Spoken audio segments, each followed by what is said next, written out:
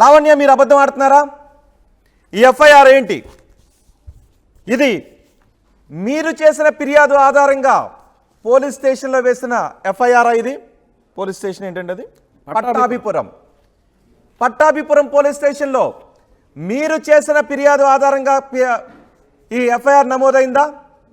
ఆ రోజు మీరు వేసిన ఫిర్యాదు ఆధారంగా నమోదైన సెక్షన్లు 376(1) ఐపీసీ, 307 ఐపీసీ, వీటితో పాటు 323, 506, 509 ఐపీసీ.